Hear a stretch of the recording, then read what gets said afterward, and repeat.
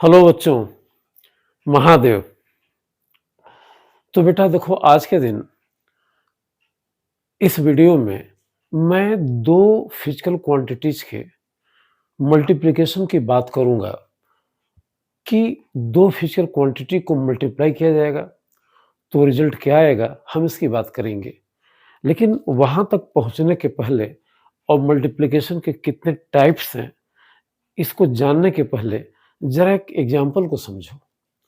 जैसे मान लो कि जब भी हम वर्क निकालते हैं तो दो फिजिकल क्वांटिटीज होती हैं। एक होता है फोर्स, दूसरा होता है डिस्प्लेसमेंट। हम किसी बॉडी को पुश करते हैं या पुल करते हैं या स्लाइटली कैसे भी चलाते हैं तो अल्टीमेटली बॉडी जितना मूव करती है उस डायरेक्शन में जो फोर्स लगा है और जो डिस्प्लेसमेंट हुआ है उसको मल्टीप्लाई कर दिया और आंसर चलाया वर्क। लाइकवाइज जब हम टॉर्क निकालते हैं, टॉर्क जिसके बारे में आप थोड़ा आगे पढ़ोगे, थोड़ा क्या काफ़ी आगे पढ़ोगे, तो वहाँ पर क्या होता है कि दो टर्म वही होते हैं। पोजीशन होता है और कोई बॉडी किसी एक्सिस के अबाउट रोटेट करती है, वहाँ भी हम फोर्स लगाते हैं और उस फोर्स को पोजीशन से मल्टीप्लाई करते हैं। लेकिन वहाँ जो रिजल्ट आता है वर्क जैसे स्केलर होगा जिसमें दिशा नहीं है, लेकिन वहाँ जो रिजल्ट आता है वो एक वेक्टर आता है। तो क्वेश्चन पैदा होता है कि दो ही फिजिकल क्वांटिटी को एक तरीके से हमने इंटरेक्ट कराया, मीन्स मल्टीप्लाई किया तो रिजल्ट स्केलर आया। दूसरे तरीके से इंटरेक्ट कराया, मीन्स मल्टीप्लाई किया तो रिजल्ट वेक्टर आया। ऐसा क्यों होता है? देखो, इसका जवाब तो इस बात पर डिपेंड करेगा कि उन फिजिकल क्वांटिटीज को हमने किस कंडीशन में इंटरेक्ट कराया, इंटरेक्ट कराने का वे क्या था, मेथड क्या था और अल्टीमेटली हमें रिजल्ट क्या मिला। वे बदल जाएगा तो रिजल्ट भी बदल जाएगा। रिजल्ट में भी स्केलर, रिजल्ट में भी वेक्टर। अब इन दो चीजों को क्लासिफाई करने के लिए कि जिन केसेस में दो फिजिकल क्वांटिटी को मल्टीप्लाई किया और रिजल्ट एक स्केलर आया, या दूसरे केस में जब उन्हीं दो फिजिकल क्वांटिटी को मल्टीप्लाई किया रिजल्ट एक वेक्टर आया, तो इस बात को डिफ्रेंशिएट करने के लिए कि वेक्टर आने पर हम मल्टीप्लिकेशन को कैसे शो करेंगे, स्केलर आने पर हम मल्टीप्लिकेशन को कैसे शो करेंगे, तो इस हिसाब से मैथमेटिक्स में, नॉट इन फिजिक्स, मैथमेटिक्स में मल्टीप्लिकेशन के दो सिंबल हो गए, दो साइन हो गए, और एक को बोल दिया डॉट, बिंदु, और एक को बोल दिया क्रॉस। जब ये वाला साइन लेंगे तो ये साइन वहां लेंगे जहां पर रिजल्ट स्केलर आता है, ये वाला साइन वहां लेंगे जहां पर दो फिजिकल क्वांटिटी को इंटरेक्ट कराते हैं और रिजल्ट वेक्टर आता है। फिलहाल हम इसकी बात कर रहे हैं और शुरुआत हम यहीं से करेंगे। तो इसे बोलते हैं बेटा, या मैं लिख दे रहा हूं, scalar product of two vectors. Scalar product of two vectors, कहीं कहीं स्केलर को लिख देते हैं dot product of two vectors. तो जहां स्केलर है इसके प्लेस पर मैं चाहूं तो लिख सकता हूं डॉट, डॉट मीन्स वही जो बिंदी था, ऐसे dot product of two vectors. तो हमें इन्हीं के बारे में जानना है। तो जैसा मैंने रिपीट किया, मैं एक बार फिर से बोल दे रहा हूं, इस बात को ध्यान में रखो कि मैथमेटिकल इस ऑपरेशन को, इससे मतलब नहीं है कि कब हमें डॉट लेना चाहिए, कब हमें क्रॉस लेना चाहिए। ये बात फिजिक्स पर डिपेंड करती है कि दो फिजिकल क्वांटिटी को जब इंटरेक्ट कराते हैं, मीन्स मल्टीप्लाई करते हैं, तो कुछ केसेस में रिजल्ट वेक्टर आता है, कुछ केसेस में रिजल्ट स्केलर आता है। अब इस बात को डिफ्रेंशिएट करने के लिए कि जब रिजल्ट स्केलर आता है तब उनको इंटरेक्ट कराएंगे या मल्टीप्लाई करेंगे, तो मल्टीप्लिकेशन का कौन सा साइन लेंगे, तो हमने कहा डॉट लेंगे, और जब रिजल्ट वेक्टर आएगा तो मल्टीप्लिकेशन का साइन हम क्रॉस लेंगे। इस बात का मैथ से, गणित से कुछ भी लेना देना नहीं है। बस आपको मैथमेटिकल अप्रोच वहां अप्लाई करना है जहां पर आपको रिजल्ट को देखना है कि वो स्केलर है या वेक्टर है। तो हमने बोला कि अभी मैं बात कर रहा हूं कि दो फिजिकल क्वांटिटी को मल्टीप्लाई किया और रिजल्ट जब स्केलर आया, तो उस मैथमेटिकल नोटेशन को, मल्टीप्लिकेशन को हमने एक बिंदु से रिप्रेजेंट किया जिसको डॉट कहा, या कभी कभी बोलते हैं स्केलर प्रोडक्ट भी, या बोल देते हैं डॉट प्रोडक्ट भी। अब देखो, इस डॉट प्रोडक्ट को हम कैसे डिफाइन करेंगे? तो ये डेफिनेशन जाननी जरूरी है। How to define dot product of two vectors. तो इसे ध्यान से देखो। मान लो एक वेक्टर ए है, एक वेक्टर बी है और इनके बीच का इंक्लिनेशन थीटा है। यूजुअली इंक्लिनेशन हम उस एंगल को लेते हैं जो दो एंगल्स में छोटा होता है। तो यहाँ ये थीटा हो गया, ये एंगल हो जाएगा 360 माइनस थीटा। देखने से लग रहा है कि ये छोटा है, तो हम मानेंगे कि this two vectors are acting at an inclination theta and they are acting at the point O. तो ओ पर ये दो वेक्टर एक्ट कर रहे थे, इनका इंक्लिनेशन क्या था? थीटा था। अब हमें इनके डॉट प्रोडक्ट को डिफाइन करना है। तो डॉट प्रोडक्ट को बेटा ऐसे डिफाइन करते हैं, A dot B equals A B cos theta. यानी कि दो वेक्टरों का जो डॉट प्रोडक्ट है वो किसके बराबर होगा? फर्स्ट वेक्टर के मैग्नीट्यूड इंटू सेकेंड वेक्टर के मैग्नीट्यूड इंटू इनके बीच के एंगल के कॉस थीटा के प्रोडक्ट के इक्वल होगा। तो ये ए डॉट बी का एक्सप्रेशन है ए बी कॉस थीटा। अब देखो इसी रिजल्ट को मैं फिगर दोबारा बना दे रहा हूं। इसी रिजल्ट को हम थोड़ा सा इंटरप्रेट करें, दूसरे नजरिए से देखें। तो जैसा मैंने लिखा कि ए डॉट बी हो गया ए बी कॉस थीटा, तो आप इसको ऐसे जरा लिखो, ए बी कॉस थीटा। अब देखो बी कॉस थीटा क्या है? B cos theta B vector का कंपोनेंट है ए वेक्टर के डायरेक्शन में। जैसा कि मैंने कंपोनेंट लेना बताया था, तो बी का कंपोनेंट एक दिशा में हो जाएगा बी कॉस थीटा। तो इस पूरे एक्सप्रेशन को हम इस नजरिए से पढ़ रहे हैं कि ए डॉट बी है तो एक स्केलर क्वांटिटी, क्योंकि ना ये वेक्टर है, ना ये वेक्टर, ना ये वेक्टर है। तो दो वेक्टर क्वांटिटी का डॉट प्रोडक्ट एक स्केलर है। और ये किसके बराबर है? तो फर्स्ट वेक्टर का मैग्नीट्यूड इनटू उसके डायरेक्शन में सेकंड वेक्टर के कंपोनेंट के प्रोडक्ट के बराबर है। तो बी का कंपोनेंट एक दिशा में हो गया बी कॉस थीटा और हमने ए से मल्टीप्लाई किया। तो कभी कभी हम ए डॉट बी को इस पॉइंट ऑफ व्यू से भी रीड करते हैं और आपको इसी पॉइंट ऑफ व्यू से रीड करना पड़ेगा चाहिए, जिससे कि इसकी फिजिकल मीनिंग और ज्यादा क्लियर हो सके। फिजिकल मीनिंग के मायने क्या हुए? फिजिकल मीनिंग के मायने ये हुए कि अगर हम ये देखें तो ये एंगल जितना ही छोटा होगा ये वैल्यू उतनी ही बड़ी होगी। थीटा में थीटा जितना छोटा होता है कॉस थीटा उतना ही ज्यादा होता है। तो हम क्यों ऐसे समझें कि दो वेक्टरों का डॉट प्रोडक्ट्स उन दो वेक्टर की कोलिनियरिटी के ट्रेंड को बताता है, यानी कि बताता है कि उनके भीतर पैरेललनेस रखने की कितनी ज्यादा कैपेबिलिटी है। ये जितने ज्यादा पैरेलल होंगे, जितने ज्यादा एक दूसरा वेक्टर सेकंड के डायरेक्शन में अलाइन होगा, उनका डॉट प्रोडक्ट उतना ही ज्यादा होगा। यानी कि थीटा जितना छोटा होगा बी का थीटा उतना ही बड़ा होगा और ए डॉट भी उतना ही ज्यादा होगा। तो कभी कभी अगर पूछता है कि दो वेक्टरों के डॉट प्रोडक्ट के फिजिकल मायने क्या है, आप इसको कैसे समझाएंगे? तो एक तरीका हो सकता है कि क्या है कि किसी एक वेक्टर का मैग्नीट्यूड और दूसरे वेक्टर का फर्स्ट वेक्टर के डायरेक्शन में जो कंपोनेंट है उसका जो प्रोडक्ट है, यही दो वेक्टरों का डॉट प्रोडक्ट है। और थीटा जितना ज्यादा होगा कम होगा, डॉट प्रोडक्ट उतना ही ज्यादा होगा। तो ज्यादा अमाउंट दोनों वेक्टर एक दूसरे के डायरेक्शन में अलाइन होंगे। तो जितनी पैरेललनेस की टेंडेंसी इन दो वेक्टर्स की होगी और कब होगी? जब एंगल छोटा होगा, तो उतना ही ज्यादा ये उनका डॉट प्रोडक्ट बड़ा होगा। और यही फिजिकल मीनिंग हो गई ए डॉट बी की। लेकिन हम इसको एक दूसरे नजरिए से देख सकते हैं। चलो हमने इसे लिखा ए बी, चूंकि ये ए बी कॉस थीटा में कोई वेक्टर है नहीं, कोई कंडीशनल मल्टीप्लिकेशन है नहीं, तो ये सारे टर्म हम म्यूचुअली आपस में इंटरचेंज कर सकते हैं। तो हमने ऐसे किया कि इसे लिख दिया बी ए कॉस थीटा। तो जब हमने लिखा बी ए कॉस थीटा, तो हम इसको कैसे रीड करेंगे? वेक्टर बी का मैग्नीट्यूड इनटू बी के डायरेक्शन में ए का कंपोनेंट का प्रोडक्ट, यानी कि हम चाहें तो ए डॉट बी को ए बी cos थीटा लिखें, ये बी ए cos थीटा लिखें, लेकिन जब हम ए बी cos थीटा लिखते हैं तो कहने का वे बदल जाता है और ये हो जाता है कि वेक्टर ए का मैग्नीट्यूड और ए की दिशा में बी के कंपोनेंट का जो प्रोडक्ट होगा वो ए डॉट बी होगा।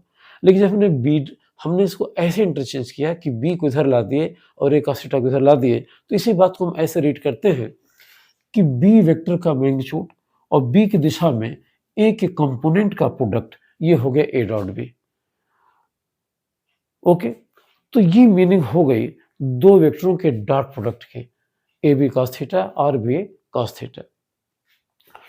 अब आगे बढ़ने के पहले, कुछ भी नया बताने के पहले, इसमें कई बातें बतानी हैं। हमें एक दो रूल्स जानने चाहिए, एक दो लॉज जानने चाहिए जो ऑलरेडी एप्लीकेबल होते हैं। तो फर्स्ट लॉ ये है कि दो वेक्टरों का डॉट प्रोडक्ट, दो वेक्टरों का dot product follows commutative law।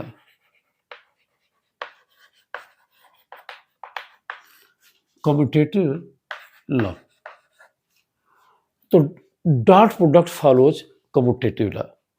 देखो कम्यूटेटिव लॉ के बारे में पीछे मैंने बताया था एडिशन के केस में, यहां पर कम्यूटेटिव लॉ की बात हो जाएगी मल्टीप्लिकेशन के केस में।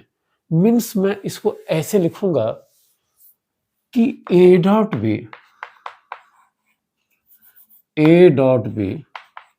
इक्वल्स बी डॉट ए, और हमें इसे हल्के से प्रूफ करना है।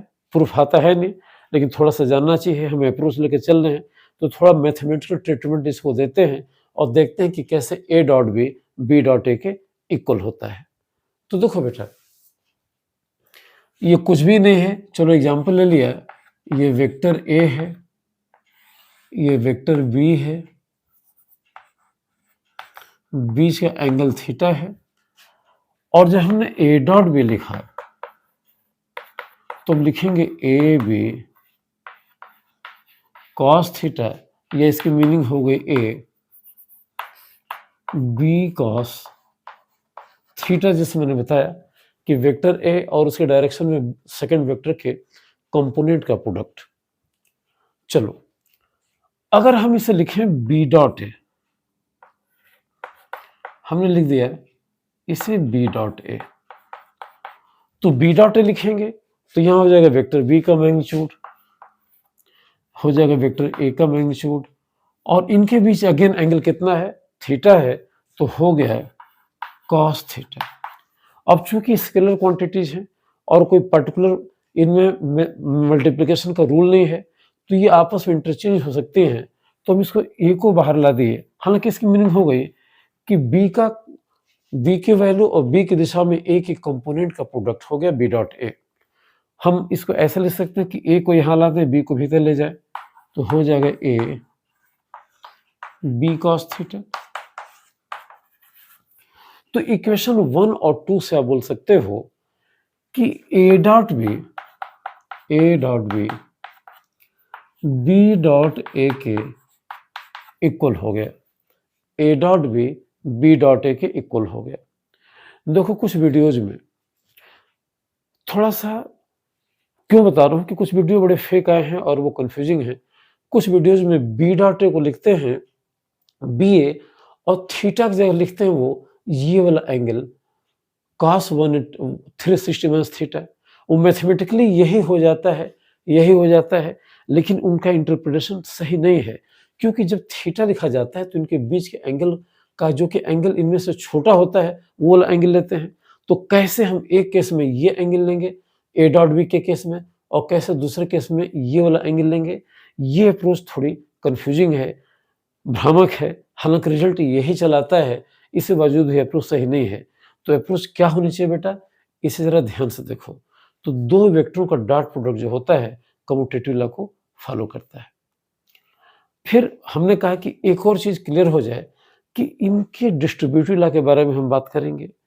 तो डिस्ट्रीब्यूटिव लॉ होता क्या है, जरा मैं लिख दूं और तब हम इसको थोड़ा सा हल्के से प्रूफ कर लेंगे, क्योंकि हालांकि प्रूफ फिजिक्स में तो है नहीं, ये मैथ्स का पोर्शन है, लेकिन जानना चाहिए।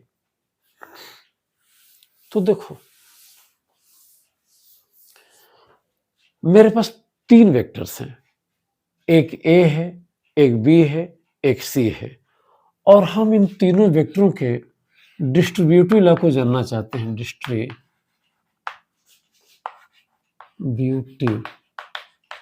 Law in dot product, distributive line dot product. We have taken 3 vectors A, B and C, and I am writing in this way. This shows A dot B, A dot C. तो यह ही distributive law है कि 3 vector हैं A, B और C। ये क्या किया गया है कि बाद के 2 वेक्टरों का जो रिजल्टेंट है उसका डॉट प्रोडक्ट लिया गया है फर्स्ट वेक्टर से। ये किसके बराबर आया? फर्स्ट और सेकंड का डॉट प्रोडक्ट प्लस फर्स्ट और थर्ड का डॉट प्रोडक्ट। ये कहलाता है डिस्ट्रीब्यूटिव लॉ। इसे हम प्रूफ करेंगे काम भर। तो इसको प्रूफ करने के लिए हम ज्योमेट्री का सहारा लेंगे, और इससे मैं ऊपर छोटा सा दोबारा लिख दे रहा हूं और बाकी चीजें मैं नीचे लिखता चलूंगा कि सारी बातें एक साथ दिखाई दे। तो देखो बेटा, हमने लिखा A dot B plus C, A dot B plus C equals A dot B plus A dot C plus A dot C. हमको यही प्रूफ करना है। देखो ध्यान से, मान लो हमने 3 वेक्टर लिए, ये वेक्टर A है, ये वेक्टर मान लो B है, और सपोज करो ये वेक्टर C है, and all the 3 vectors are acting at point O simultaneously. ये एक साथ O पर एक्ट कर रहे हैं। हमें थोड़ा और बड़ा बनाना चाहिए, थोड़ा और बड़ा बना रहा हूं। ये वेक्टर A हो गया, ये वेक्टर B हो गया, और मान लो ये वेक्टर C हो गया, और ये पॉइंट O हो गया। हम B और C का रिजल्टेंट जानना चाहते हैं, तो पैरेललोग्राम लॉ से भी जान सकते हैं। तो एक काम करते हैं,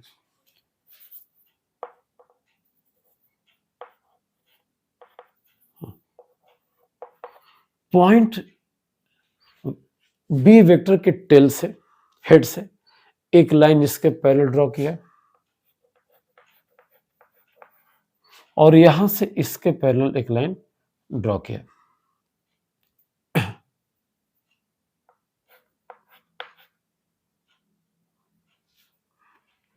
थोड़ा अच्छा नहीं बन पाया, मैं दोबारा बना रहा हूं।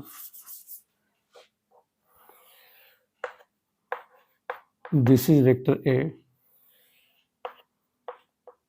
this is vector B,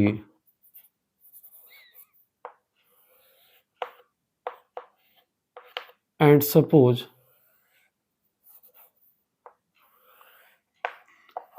this is vector C. Again I am drawing a line from this point parallel to that vector.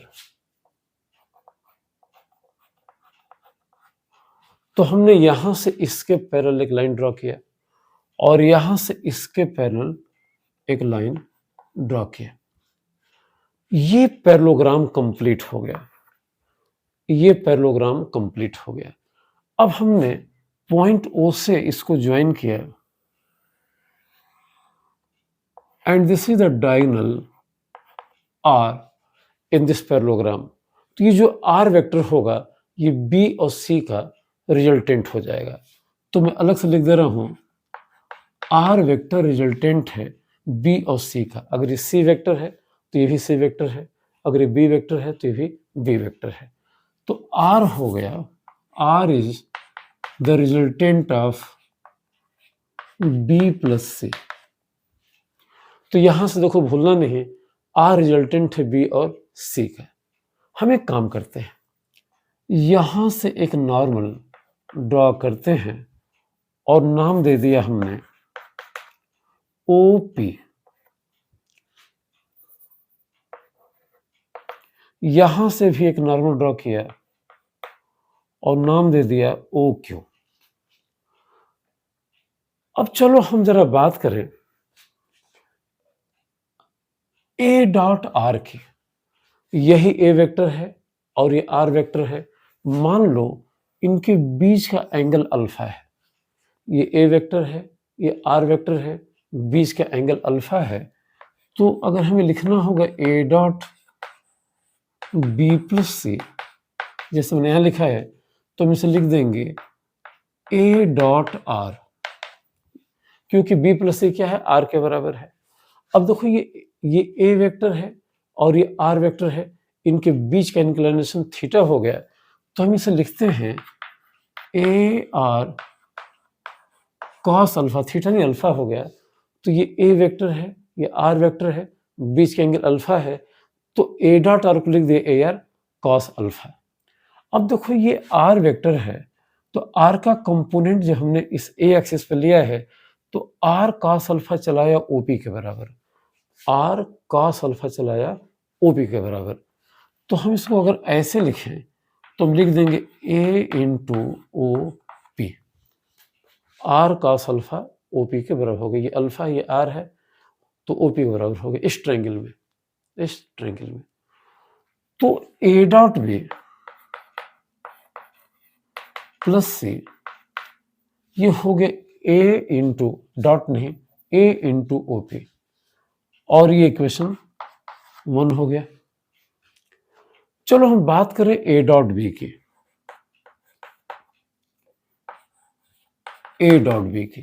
तो देखो बेटा, ये ए वेक्टर है और ये बी वेक्टर है। मान लो ये वाला एंगल बीटा है, ये वेक्टर है, ये बी वेक्टर है, ये एंगल बीटा है, तो ए डॉट बी हो जाएगा A B cos beta, A B cos beta. अब जरा ध्यान से देखो, बी कॉस बीटा क्या है, ये बी है और ये एंगल बीटा है, तो बी कॉस बीटा हो जाएगा projection of B vector on along A vector, या बी वेक्टर का कंपोनेंट एक दिशा में, मीन्स वो हो जाएगा ओ क्यू के बराबर। इस ट्रायंगल में वैसे भी देखो, ये वेक्टर बी के बराबर है, ये एंगल बीटा है, तो बी कॉस बीटा हो जाएगा ओ क्यू। तो हमने इसको लिख दिया ओ क्यू।